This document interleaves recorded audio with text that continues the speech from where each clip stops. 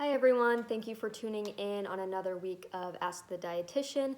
My name is Cameron Zimmer. I am a dietetic intern at Virginia Tech, and today I'm going to be addressing the question, is sugar in fruit the same thing as sugar in things like bakery sweets? And the quick and easy answer is no, they're a little different, but I will just briefly explain the main difference between the two.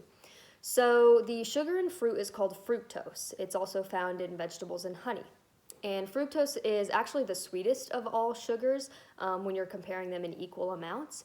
And the sugar in bakery sweets is called sucrose, which is also what we refer to as table sugar.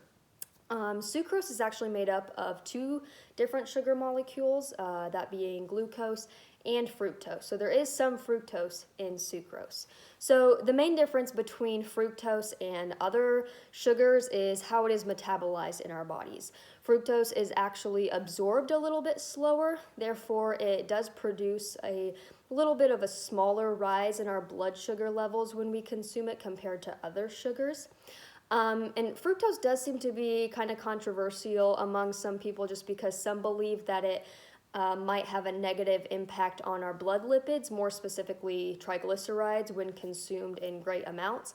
However, results from studies are very unclear on this topic, and also lots of times when people hear fructose, they think of high fructose corn syrup. Now, high fructose corn syrup and the fructose found in fruits and vegetables is a very different thing. They're not the same thing. So for most individuals, there's no reason to avoid consuming fruits and vegetables. It is best to just stick to the general recommendations based on your calorie needs. So for example, an individual that needs about 2,000 calories a day, it's recommended that you consume roughly 2 cups of fruit and 2.5 cups of vegetables a day. The only situations where you would want to avoid or limit fruits and vegetables is if you have a fructose malabsorption or a fructose intolerance, or if you have a functional gastrointestinal disorder such as irritable bowel syndrome, where eating certain amounts of fructose actually causes abdominal bloating, cramping, and symptoms like that. So in that case, it would be necessary to avoid or limit those foods. Now, sucrose in bakery sweets, those things don't necessarily need to be completely avoided either, just as long as they are limited or eaten in moderate amounts. Saving them for special occasions is perfectly fine, and they should be enjoyed then. So they are a little bit different as far as how they are metabolized, but they are both simple forms of carbohydrates.